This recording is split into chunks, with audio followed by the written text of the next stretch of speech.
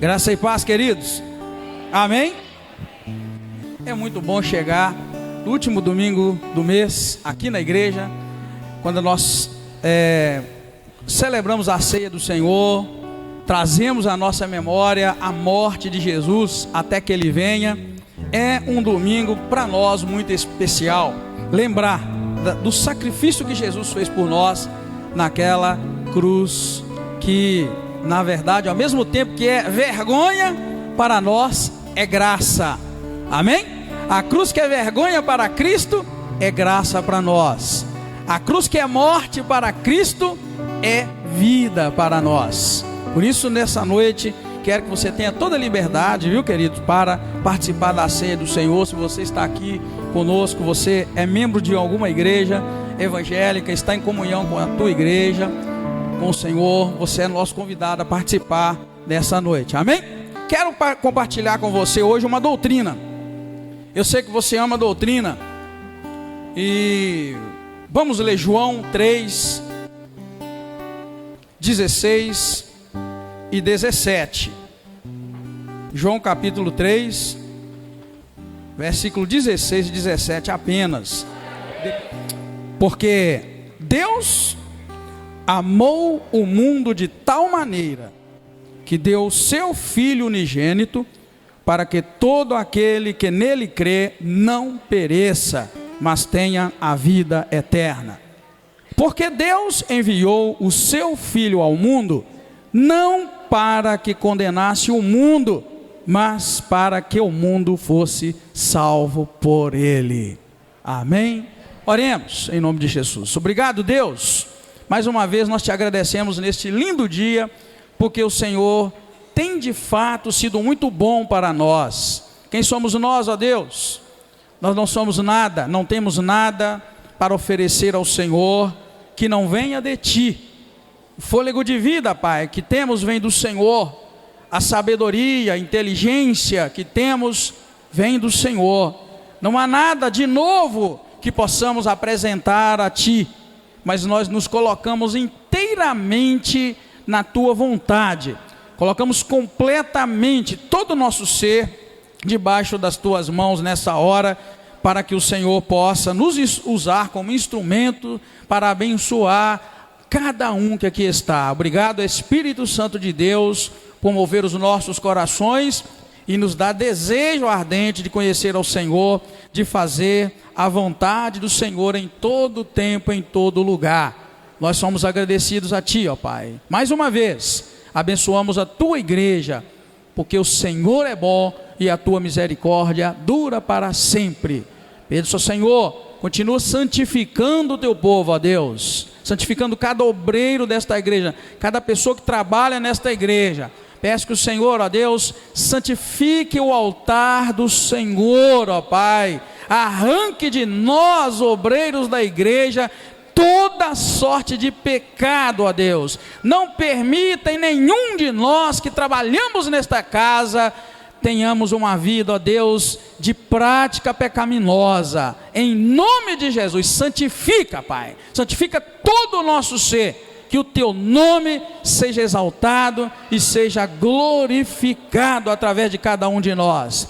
Te bendizemos, Senhor, te glorificamos e damos ao Senhor toda a honra, toda a glória e todo o louvor. Obrigado mais uma vez, te agradecemos, em nome do Senhor Jesus Cristo, amém, aleluia. Pode sentar, queridos, em nome do Senhor Jesus Cristo. Quero compartilhar contigo, antes da gente vir participar da ceia, eu peço até os nossos diáconos que fiquem atentos, tá? Que tão logo eu termine, ou já quando estivermos à beira aqui de terminar, nós vamos partir para celebrar a ceia do Senhor. O que você entende por doutrina? O que é doutrina para você? O que é uma igreja que tem doutrina para você? Hein? Aí vocês estão confundindo com usos e costumes. É diferente de doutrina, né? É sim. E aí a gente tem que partir quais são os regulamentos de Deus para nós. Porque os usos e costumes, eles vão variar de igreja para igreja, de grupo para grupo. Mas as regras de Deus, elas não vão variar de igreja para igreja. Deus é 2 ou 3 ou 4 ou 10? 1. Então não vai mudar. Em lugar nenhum vai mudar as regras de Deus. E eu venho aqui falar para você, não dos usos e dos costumes, mas eu quero trazer para você hoje, dentre as muitas doutrinas, aí é necessário que você saiba que as doutrinas bíblicas, elas são muitas, que a gente não dá conta. Teria que ter um seminário só para isso, e algo prolongado, extenso. Mas as doutrinas bíblicas, elas estão na Bíblia. Então elas fogem, elas vão além, vão muito além do que a gente conhece como doutrina, né? Para nós, doutrina é não cortar cabelo ou cortar, não usar calça ou usar barba, não usar terno e não usar. Isso são usos, são costumes que os grupos escolhem, os grupos fazem, e nós não queremos entrar nesse mérito, porque somos batista, e batista é muito específico nesta área, tá bom? Principalmente aqueles irmãos que são batistas há muitos anos, sabem disso muito bem. E eu quero então trazer para você aquilo que na verdade não pode mudar. Essa semana, se eu não estiver enganado, semana passada, o Senhor falou comigo uma coisa, que as pessoas estão mexendo muito na Bíblia. Por isso eu trago para você hoje apenas um aspecto, apenas uma doutrina e pouco da Bíblia. Deus me mostrou muito claro, as pessoas estão mexendo na Bíblia, estão mexendo muito na Bíblia. E não se pode mexer na Bíblia. O que Deus me disse mexer, vocês entendem, não entendem? Entende, não é? Não é você abrir sua Bíblia, ler, riscá-la, como eu risco. Isso não é mexer na Bíblia. Isso é mexer no livro que eu tenho aqui chamado Bíblia. Quando o Senhor me disse, estão mexendo na Bíblia, na palavra, quer dizer, queridos, que estão torcendo a Bíblia e torcendo a palavra.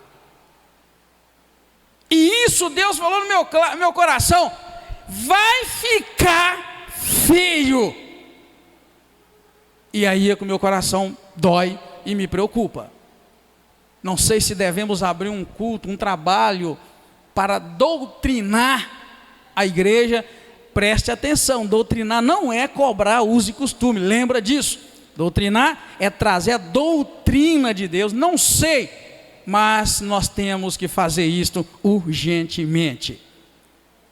A partir do conhecimento do que é doutrina na Bíblia, o que é regra na Bíblia, não pode mexer, não pode mudar, porque o que Deus falou comigo é que estão mexendo na Bíblia, e se mexerem nestes aspectos, a coisa vai ficar feia, e eu já tenho visto a coisa ficar feia. Hoje eu li num jornal, e pude ver o vídeo, uma igreja, num determinado estado, e por sinal a pessoa que está pastoreando lá, pelo que eu li na reportagem, já até pregou aqui,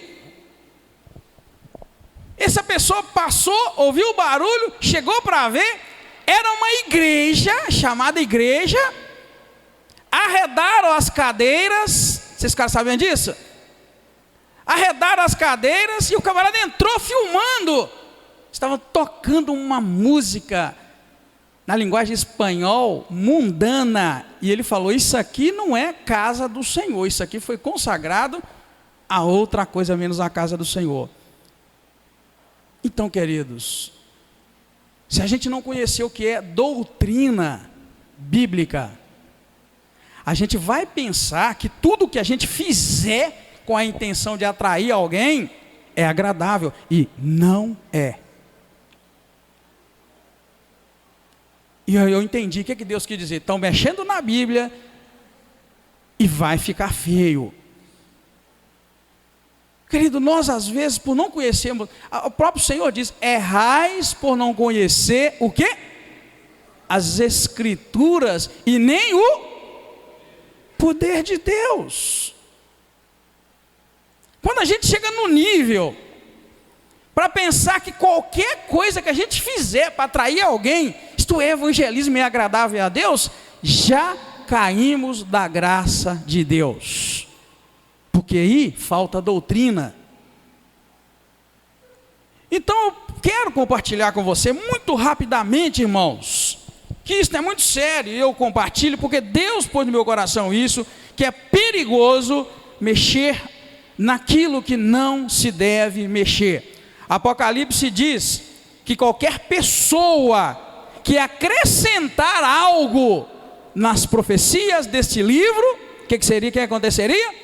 O Senhor lhe acrescentaria as dores também que estão escritas nesse livro. E qualquer que tirasse algo deste livro, dessa profecia, lhe seria tirado o direito à árvore da vida.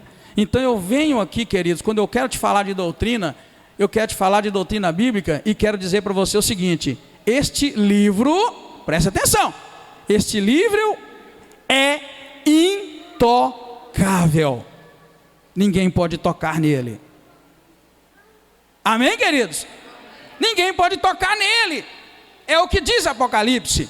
Então, queridos, eu quero então compartilhar com você que é preciso a gente começar a pensar no que é doutrina e o que não é. Hoje nós estamos aqui lembrando da morte do Senhor Jesus Cristo até que Ele venha. Para isto, a palavra nos orienta a celebrar a ceia do Senhor. Isso é doutrina, é Bíblia. Não se pode pensar em outra coisa no momento da ceia, senão naquilo que a Bíblia diz que ela deve ser. Deve ser um memorial, uma lembrança da morte do Senhor até que Ele venha. Isso é regra. Mas aí, quero compartilhar com você então, do que é que Jesus foi fazer naquela cruz. Isso é doutrina. Os irmãos que estão estudando teologia, se não chegaram nesse ponto, vão chegar ainda. É uma doutrina chamada doutrina da salvação. Pode mexer num punhado de coisa, mas você não pode mexer na doutrina da salvação. Sabia?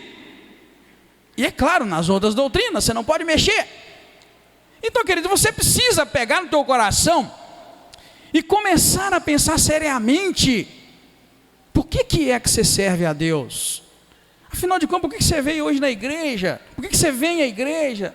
Por que você batizou um dia, se é que você batizou? Você tem que pensar em tudo isso, senão o nosso tempo é vão, o tempo que a gente passa é muito vão. A verdade é que esse princípio, vamos chamar aqui de plano de redenção de Deus, ele tem que ter um caminho que a gente tem que seguir ele. Você não pode ficar estagnado na caminhada e perdendo o propósito da tua vida. Após confessar Jesus como Senhor, se você abrir sua Bíblia em Romanos capítulo 10, abra a Bíblia aí, você gosta de Bíblia, não gosta? Localiza aí Romanos 10, versículo 9, para você então conferir na palavra de Deus. Após confessar Jesus como o Senhor e Salvador, irmãos, nós temos que nos conscientizar das orientações bíblicas para a gente permanecer, presta atenção, para a gente permanecer no estado de salvo. Eu vou chamar estado de salvo, tá bom? Olha o que diz Romanos 10, 9 e 10. Se com a tua boca confessares que Jesus é o Senhor, e em teu coração creres que Deus o ressuscitou dentre os mortos, serás salvo. Pois com o coração se crê para a justiça, e com a boca se faz confissão para a salvação. Preste atenção. Se alguém te perguntar o que a gente tem que fazer para ser salvo, boa parte de nós, irmãos, costuma dizer: você tem que levantar a mão, Ah, você tem que ir lá na frente da igreja. Ah, você tem. Isso não é doutrina bíblica. A doutrina bíblica está aqui. Vamos lá então. O que a gente precisa de fazer para ser salvo dentro da doutrina da salvação? Isso, está aí, Romanos 10, 9 e 10. Confessar com a tua boca que Jesus é Senhor, e em teu coração creres que Deus o ressuscitou dentre os mortos. Fechou! Assim será salvo. Amém, igreja? Quem já fez isso, já confessou Jesus como Senhor, e no seu coração crê que Deus ressuscitou dentre os mortos? Diga amém. Isso aí, querido, plano de salvação simplificado, mas não morre aí. É aí que entra, é aí que funciona a doutrina da salvação. Você precisa então, irmãos, ter consciência das orientações bíblicas para você permanecer neste estado que aqui diz que é o de uma pessoa salva. A menos que você vá crer que salvo uma vez, ou salvo hoje, salvo para sempre, independente do meu estilo de vida. O que você acha? Viu como é que doutrina é bom? Então quer dizer que o pastor de não pode fazer o que ele quiser, simplesmente o que dá no meu nariz, na teia, assim fazer. É isso, querido, que é importante a gente ter doutrina e ser doutrinado. E muitos erram porque pensam que para permanecer no estado de salvação, que é aquele de quem confessou Jesus como o Senhor, que a Bíblia diz que temos que fazer, e proclama com os seus lábios que Deus ressuscitou dentre os mortos, quem faz isso, desculpa, eu inverti, aquele que confessa com a sua boca que Jesus é o Senhor, e no seu coração crê que Deus ressuscitou dentre os mortos, diz a Bíblia, será salvo. Mas aí que a gente pensa que morre aí. É isto que a Bíblia vai dizer: errais por não conhecer a Escritura e nem o poder de Deus. E tem muita gente que faz essa primeira parte e aí sai por aí, vive a vida que quer, ainda vai argumentar que está em paz. Eu já ouvi demais, a pessoa vive uma vida totalmente pecaminosa, envergonhando o Senhor, envergonhando a palavra, envergonhando o pastor da igreja, envergonhando a igreja, envergonhando a nação chamada cristã, e a pessoa diz que está em paz com Deus. Eu estou muito em paz, eu estou tranquilo. Me ajuda, querido. Doutrina da salvação, não existe esse tem de salvo uma vez, salvo para sempre, e nem existe esse negócio que, pastor, eu já cumpri lá Romanos 10, 9, então você está salvo batatinha nenhuma. Agora você precisa aprender, se conscientizar das obrigações para você permanecer neste estado de salvação. É aí, querida, que Jesus vai orientar que o caminho é apertadinho, é a porta estreita. É aí que ele vai falar, quem quiser vir após mim, o que tem que fazer? Que coral bonito, gostei. É aí, querido, isso é doutrina. Quem quiser vir após mim, negue-se a si mesmo, tome a sua cruz e vem comigo, e me segue. Está gostando da doutrina da salvação? Diz amém aí. Amém. Precisamos, querido. Deus me chamou a atenção e eu preocupei demais. Deus falou assim: vai ficar feio, porque estão mexendo na minha palavra. E eu tenho pena que talvez alguns aqui já estejam sofrendo, porque estão mexendo na palavra, na própria prática, vive praticando coisas erradas e está em paz, está tranquilo. É sério, querido. Veja bem que eu só estou começando, a te falar, mas eu quero seguir em frente para que você compreenda. Já repito, eu estou falando só um aspecto da doutrina da salvação. Para eu continuar falando mais uma coisinha, é mais um domingo, é mais um, estamos na disposição do Senhor, na dispensação. Se o Senhor quiser, continuamos, caso contrário, não. Mas eu quero que você entenda, dentro do plano de redenção de Deus, nós vamos encontrar o plano de salvação, como a gente gosta de falar muito, esse plano, o plano de salvação, o plano de redenção, como você quer entender, tem a base dele, irmãos, numa coisa: na condição de pecado, que toda a raça humana se envolveu por causa do pecado de Adão, ou melhor, na ordem de acontecimento, pecado de Eva e de Adão. A gente sempre põe o Adão na frente, mas na verdade o Adão tem que estar lá, porque ele é o cabeça, não é assim? Ele devia ter assumido o controle da situação, mas não foi o que aconteceu. Então, queridos, esse plano maravilhoso de Deus de nos salvar, quero que você lembre que nós lemos aqui hoje João 3,16, que diz que porque Deus amou o mundo de tal maneira que deu o seu Filho unigênito para que todo aquele que nele crê não pereça, mas tenha a vida eterna. Então, queridos, o plano de Deus de salvação, de redenção, tem a base exatamente na condição de pecado de todos os seres humanos. Eu não sei se você se acha muito bom ou muito boa, mas Romanos 3:23 diz que todos pecaram e destituídos estão da glória de Deus. Eu tive uma experiência com relação à doutrina da salvação e pecado muito séria. Eu já compartilhei isso na igreja, mas eu acho que é um bom momento para compartilhar outra vez. Quando tínhamos uma igreja em Dores, perto de Dores de Guanhães, eu ia lá de 15 em 15 dias para fazer o trabalho. Só que eu parava, eu chegava num lugarejo chamado Farias de Guanhães, ali a gente cumprimentava os irmãos e tal, ia para o lugar da igreja, chamado Bocão.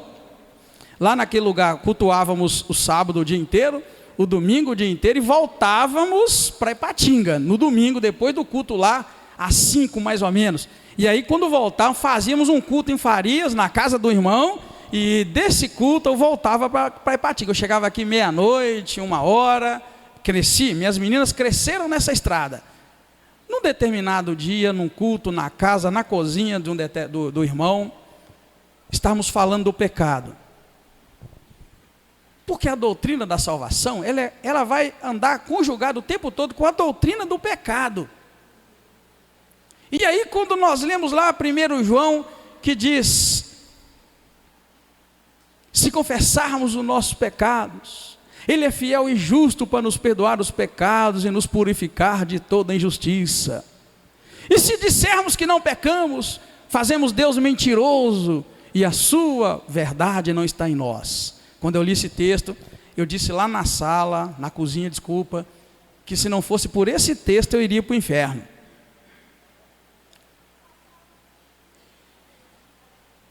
E eu vou dizer sincero, se não fosse por esse texto, todos nós aqui iríamos para o inferno.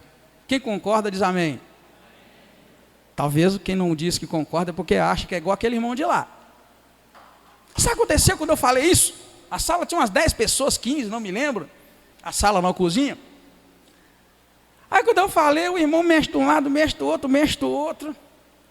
E falou: ô irmão de Gá, pastor, não me lembro. O senhor, como obreiro, não devia falar isso. Aí eu falei: caramba, hein? Diante de 10, 15 pessoas, eu cansado, vim pregar a palavra, e quando eu falo que se não fosse por causa de se confessar os nossos pecados, Ele é fiel e justo, eu estava morto, eu ia para o inferno. O irmão vem e me dá uma dessa, ele me deu uma lição de moral. Ele falou: ô irmão de Gá, é o seguinte, você não devia falar isso nunca, porque você é um líder, um pregador, e vem aqui falar que se não fosse por esse versículo você ia para o inferno. Mas não é assim não, um líder, um pregador, não pode ter pecado não. E eu tenho pecado. Na hora eu falei: já sei, tem demônio falando nessa boca, porque o camarada disse que não tinha pecado. E talvez você, querido, que está aqui nessa noite, se acha alguém melhor do que Cristo. Quando ele falou aquilo, eu falei: Jesus, que coisa. Falei: irmão, mas vem cá, eu não estou inventando, eu li. E mostrei para ele, 1 João, falei: olha aqui está dizendo, se dissermos que não pecamos, fazemos Deus mentiroso, e a sua palavra não está em nós. Quando eu li isso para ele, ele não aceitou, e ele insistiu que eu não devia fazer aquilo. Eu peguei e falei: e agora? Na casa do homem, na roça, não sei se tem gente de roça, porque gente de roça é bravo. Falei: na casa do homem, na roça, doido para terminar o culto e vir embora. Chegava de madrugada, nasceu, tinha que acordar 6 da manhã para dar aula, 3 turnos na segunda. E eu falei: meu Deus, se o senhor não me der graça, esse demônio agora me pegou feio, porque como é que eu vou convencer? O senhor não está vendo ali que se nós dissermos que não pecamos, nós estamos falando que Deus é mentiroso? Tudo bem, o irmão sustentou, ficou firme. Aí a irmã dele estava lá, estava a família, um culto bonito. Hoje é lá uma igreja, para vocês terem uma ideia, Deus abençoou. A igreja de Taquaral abriu uma igreja lá. Aí eu falei, quando eu estava conversando, a irmã dele pegou e falou assim: pastor, fazer isso é pecado? Aí eu peguei e falei para ela: ô irmã, é pecado, mostrei na Bíblia. Fazer aquilo também é pecado? Falei, é pecado. E eu me lembrei muito bem da lista de 52 pecados que a gente estudava no discipulado. Quando ela me perguntou, fazer isso, fazer aquilo é pecado, e eu mostrava na Bíblia que era, a gente estava sentadinho numa ciclo, uma coisa muito boa de estudar. Aí essa irmã dele virou para ele, pôs o dedo no nariz dele e falou, então você deixa de ser mentiroso, porque você é pecador, porque eu vi você, as vacas que você vinha tocando, e estourou na rua, e você xingou o nome da pelada, você xingou isso, aquilo. Aí eu falei, agora eu apanho. Mas aí eu respirei e falei, irmão fulano, eu quis evitar que isso te acontecesse, mas você não quis acreditar no que eu acabei de ler na Bíblia. Se dissermos que não pecamos, irmão, nós fazemos Deus mentiroso e a sua palavra não está em nós. O reconhecimento do próprio pecado é fundamental para que você permaneça no estado de salvação, querido.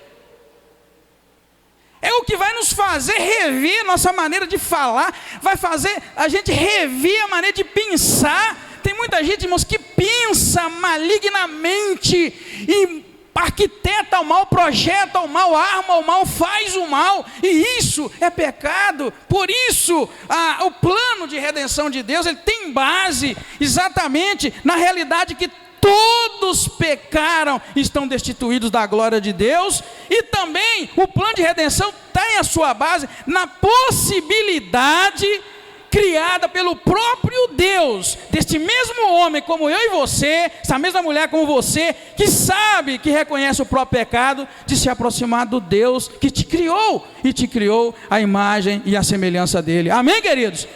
É aí que está o plano maravilhoso de redenção. Tem a base em que todo homem pecou, e a base em que o próprio Deus, que é santo, puro e perfeito, Ele cria todas as possibilidades para que eu e você, meros pecadores, cheguemos até Ele também, tenhamos acesso a Ele. Ele cria essa possibilidade. Aí está o plano maravilhoso do Senhor para nos salvar, nos redimir, nos arrancar dos nossos pecados. Mas é preciso, querido, entender que isso não pode mexer nisso, não pode mudar. Mas temos que chegar ao conhecimento dessa verdade e desta realidade. Por que nós envergonhamos o Evangelho? Porque não sabemos disso, não vivemos isto. Pensamos que podemos pensar como pensamos, nós pensamos que nós podemos pensar como o mundo pensa. A gente pensa que pode escolher partidos políticos e políticos sem caráter, sem moral. A gente pensa que pode pensar como eles, que é liberdade. É liberdade, mas para que você permaneça no estado de salvação, você tem que ser diferente do resto do mundo. Amém, queridos? Não importa o que eles pensam, por onde eles vão. Você tem que saber o que a Bíblia diz e começar a se encaixar, porque este é o propósito de Deus para a nossa vida. Efésios 2 vai dizer assim: mas agora em Cristo Jesus, vós que antes estáveis longe, já pelo sangue de Cristo, chegastes perto. Amém, queridos? Veja aí o que diz Efésios: vós, mas agora em Cristo Jesus, vós que estáveis longe, já pelo sangue de Cristo agora estão perto. Essa proximidade, ou esta aproximação do Senhor e da palavra, querido, é que vai mudar o teu caráter e vai mudar o meu caráter. Esta aproximação do Senhor Jesus Cristo. Hoje em dia a gente quer muito político honesto, não é? Amém, igreja? Queremos um país sem corrupção, não é? Mas quantos de nós não é corrupto ou corrupta? Quantos de nós não recorre ao jeitinho maligno brasileiro para galgar a coisa, para crescer, para chegar lá? Quantos de vós cola na hora da prova? Pastor, o que você tem a ver comigo? Tenho, como ministro do Evangelho, como pastor, que está te ajudando a não mexer na doutrina, porque vai ficar feio se continuar mexendo. Querido, quem cola na prova não tem moral para poder pedir a Deus um país cheio de políticos honestos. Quem compra e não paga, querido, não pode fazer isso. Quem vai no caixa na hora de pagar, e quando a menina dá o troco errado, dá o troco a mais, vai embora e ainda diz que Deus está te abençoando, não pode orar pedindo a Deus um país melhor, porque você sabia que o dinheiro era da menina, e se você não sabe, a menina do caixa paga o último centavo, que na hora de fechar o caixa ela não contar. Isso tem uma palavrinha, e eu diria que talvez no campo do direito eu não sou muito bom, mas seria roubo, não é? Furto. Então, querido, é doutrina bíblica, tem que mudar. Se Deus não passar, se a palavra de Deus não passar pelo meu caráter, pelo teu caráter, nós estamos mexendo naquilo que Deus falou. Não deixa mexer, porque se mexer é perigoso, vai ficar mal, vai ficar ruim. Então eu sonho com o Brasil, irmãos, um Brasil maravilhoso, mas enquanto eu e você, irmão, ter coragem de pegar, chupar um picolé, comer, chupar uma bala e jogar a sacolinha e o palito no chão e não colocar na lixeira, querido, estamos longe de ter um país honesto e direito, porque não custa, é educação, caráter, e você precisa aprender que isto são nas mínimas coisas. Se nós não somos fiéis no pouco, nós jamais vamos chegar a ser fiéis no muito. Essa é a questão. Pastor, mas o que tem a ver jogar o papel? Tem tudo a ver. Segura o teu papel, procura um lixo e coloca. Nós vamos ter uma cidade limpa, não vai ter mais tanta inundação, não é assim? Não é ou não é? E como tem? Como eu sonho com o Brasil diferente, um Brasil abençoado, um Brasil modelo, mas eu tenho que mostrar para nós, igreja, que isso passa pelo meu caráter, o teu, passa pela santificação. E se a gente não é fiel no pouquinho, querido, não vamos chegar a ser fiel no muito, não. Então isso é demagogia. Eu quero um Brasil, eu sonho com o Brasil. Sonha nada.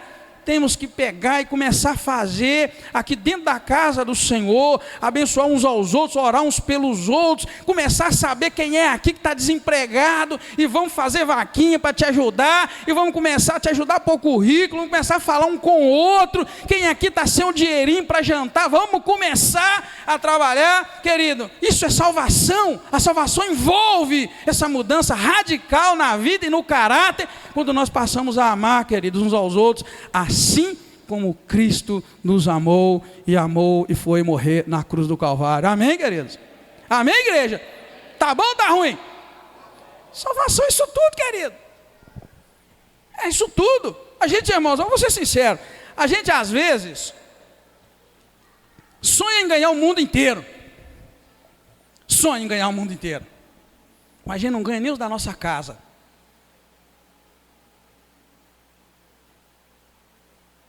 A gente sonha ganhar o mundo, mas não ganha o marido, não ganha a esposa, não ganha o filho, não ganha a filha, e joga para fora ainda. Isso é demagogia, isso não funciona assim. Quer ganhar o mundo? Começa a ganhar os da própria casa. Quer ganhar o mundo? Começa a ganhar teu vizinho. Quer ganhar o mundo? Começa a ganhar teu irmão do lado. Quantos irmãos saem daqui desesperados, talvez precisando de uma palavra amiga, e você entra, senta, reclama do ar-condicionado e vai embora reclamando, e o teu irmão está aí preocupado. Vez por outra minha alma dói, queridos. Conversando com o irmão, o outro, o camarada vai me falar: pastor, eu tive à beira de suicidar. E senta do teu lado, do meu. O que, pastor? Irmãos da igreja? Sim! Pastor, eu tive à beira de tirar minha vida, não sei nem como eu não tirei. Está aí do teu lado, querido, e nós querendo ganhar o mundo. Ganha o teu irmão do lado. Amém, igreja? Ganha o teu irmão do lado. Quando eu peço para você a orar pelo irmão, você não ora.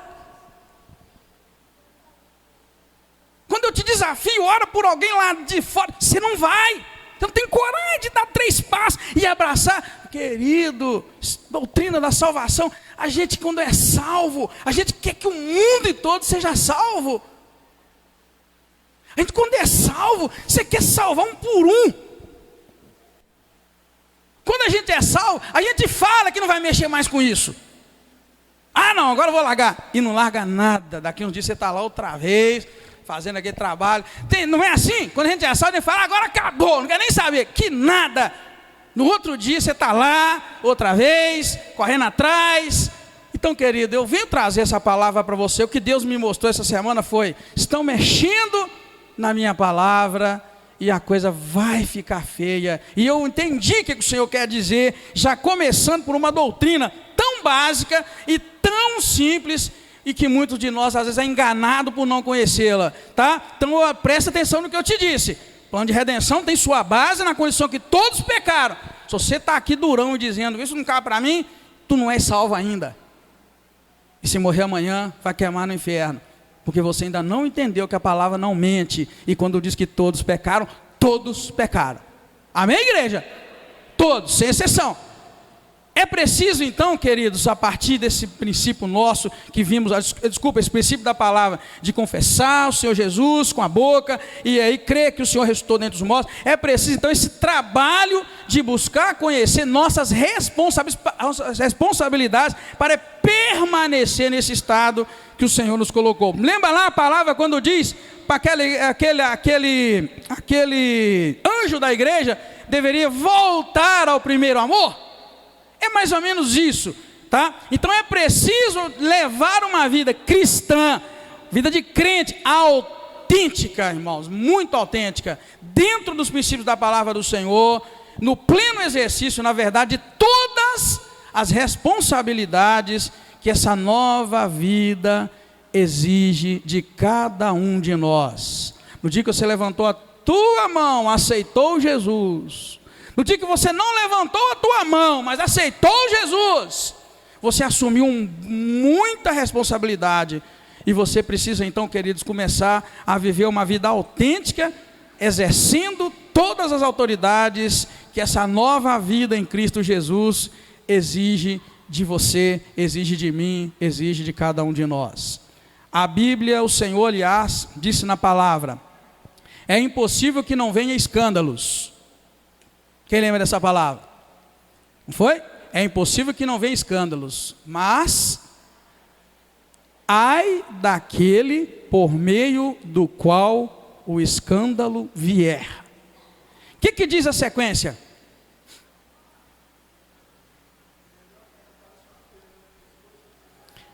É melhor que atasse uma pedra de moinho ou de mó no pescoço e se atirasse ao mar. Não brinque com a doutrina da salvação. Não escandalize o evangelho. Não escandalize o pastor Edgar. Não escandalize a igreja, porque a palavra é dura, não é o pastor Edgar que é duro. Não envergonhe ao Senhor, não envergonhe a palavra, não envergonhe a igreja, não envergonhe o pastor Edgar, não envergonhe o teu pastor e a tua pastora. É isso que esse texto está dizendo. É impossível que não venha escândalos, mas ai daquele por meio do qual o escândalo vier. Melhor amarrar uma pedra no pescoço e pular o mar. O que acontece com uma pessoa se amarrar uma pedra no pescoço e pular o mar? Hein? Está vendo, querido? Para de brincar. Para de brincar de crente. Para de brincar que é membro da igreja. Está envergonhando o Senhor, a palavra, a nação que chama cristã. Está envergonhando o pastor, a tua igreja. Você sabia que quando um crente peca, eles cortam a cabeça do pastor? É simples, pastor. Mas na época das vacas gordas não é o pastor não, sabia? Quando compra aquele carrão zero e é curado, nem lembra do pastor, mas fez uma coisa errada, qualquer crente, vai o pastor, coitado. Ah lá, aquele pastor, tá vendo? Não está pregando direito, não está ensinando direito, não está fazendo nada direito, não está orando, ah lá, tá vendo? Por isso, querido, que Jesus ao falar, e ao deixar na palavra a importância dessas coisas, você tem que levar isso a sério. Eu tenho que levar, nós temos que levar isso muito a sério. Diz Hebreus 10, 19: tendo, pois, irmãos, ousadia para entrar no santuário pelo sangue do Senhor Jesus Cristo. O que quer dizer essa ousadia? Ousadia, na verdade, é aquele impulso, aquela coragem que nos faz, então, assumir a responsabilidade de entrar no santuário pelo sangue do Senhor Jesus Cristo. É aquela vida tranquila, em paz, que te faz entender: eu não estou envergonhando o evangelho nem o Senhor, então eu posso entrar até a presença do Senhor. É o que diz Hebreus 10, 19. Então, queridos, para a gente encerrar, porque eu preciso encerrar, nós precisamos encerrar. A salvação, queridos, é um presente de Deus. O Senhor nos deu a salvação. É o que nós lemos em João 3, 16, 17. Porque Deus amou o mundo de tal maneira que deu seu Filho unigênito para que todo aquele que nele crê não pereça, mas tenha a vida eterna. E diz mais: porque Deus enviou o seu Filho ao mundo não para que condenasse o mundo, mas para que o mundo fosse salvo por ele. É um presente, querida, a salvação é um presente de Deus para nós. Mas é um presente que você precisa segurá-lo e mantê-lo. Você precisa segurar esse presente da salvação. E nós não podemos continuar, queridos, envergonhando o nome do Senhor. Não podemos continuar envergonhando a palavra de Deus. Não podemos continuar envergonhando a nação chamada cristã. Na verdade, no sentido mais profundo da palavra, quando a gente estuda isso, a gente cai quase de costa. Lá no sentido mais original da palavra cristão, os irmãos na escola bíblica dominical viram isso que a revista mostra. É o quê? Pequenos cristos. É como se Cristo fosse, né, um original e nós um punhado de cópiazinha. Não é bem isso, mas só para você entender, pequenos cristos. E querido, que pequeno Cristo é esse? Que pequena Cristo é esta? Que na verdade, querido, não consegue fluir na graça do Senhor, não consegue viver a graça de Deus, compra e não paga, envergonha, mente, derruba os outros e vai por aí, pratica as mesmas coisas que o mundo pratica. Não foi para isso que Cristo nos chamou. Não vamos mudar, em nome de Jesus Cristo. Amém? Precisamos seguir firmes para podermos alcançar a graça salvadora do Senhor na nossa vida. Amém? Crianças, venha aqui na frente e ore por mim, me abençoe, em nome de Jesus. É muito menino, querido, é muito menino, tá? É muita criança, é menino que já está crescendo, é criança que está sendo gerada, tá? E é criança que Deus vai dar, amém? Eu creio, tá? Eu creio. Oi? Você tá boa? Oi? Hein? Ah, nós vamos orar por ela. Só me fala o nome dela. Nessa oração, nós vamos também orar pela Sofia, tadinha. Ela está queimando na febre. Mas nós vamos repreender essa febre em nome de Jesus. Amém, queridos? Amém? Vocês não estão vendo uma mulher diferente aqui, não? Que é a primeira vez que ela vem aqui? Hein? Olha lá, aquela irmã ali, é a primeira vez que ela vem, lá, tá vendo? A Grace é neném novo. É neném novo, querido. Deus é maravilhoso, amém? Eu quero que vocês estendam as mãos para cá e nós vamos orar. Lembrando de orar pela Sofia, que... Cuidado, filha, tá? Que você cai nesse fio. Esse fio é mau. Esse fio derruba a gente. Pai querido, obrigado, Senhor. Nós colocamos a Sofia nas tuas mãos e repreendemos toda a febre, seja lá qual for, meu Deus, o motivo desta infecção que está dando febre nela. Nós repreendemos, bata em retirada toda a febre nesta hora, para a honra e glória do nome do Senhor, e declaramos ela curada para a glória do teu nome. Pai querido, colocamos cada criança da igreja nas tuas mãos e as abençoamos, Senhor. Pedimos que o Senhor abençoe essas crianças que estão sendo geradas. Pai querido, livra, guarda de todo o mal. Nasçam crianças perfeitas aos olhos do Senhor, cheias da tua bênção. E ajuda-nos a abençoar as nossas crianças a cada dia, Deus. Livra do homem mau, livra de tudo aquilo que não te glorifica, que as nossas crianças cresçam na presença do Senhor e o teu nome na vida delas seja exaltado em todo o tempo. Pai querido, nós colocamos a igreja nas tuas mãos. Mais uma vez eu peço ao Senhor uma semana abençoada. Livra de todo acidente, livra de todo mal, livra da doença, livra da enfermidade, e assim como estudamos na tua palavra, livra de todo o pecado, ó Deus, que a igreja seja santa e irrepreensível diante do Senhor. Intercedemos também pela irmã Aparecida naquele hospital, ó Deus, agora mais um problema, quebrou o braço. Nós pedimos a cura para a tua filha, pedimos que o Senhor possa abençoar, ó Deus, dá descanso à tua filha de tanto sofrimento, porque só o Senhor é Deus e não há outro Deus além de ti. Muito obrigado mais uma vez. Peço que o Senhor leve a igreja em paz, guardada pela tua mão poderosa, que a graça do Senhor Jesus, o amor de Deus o Pai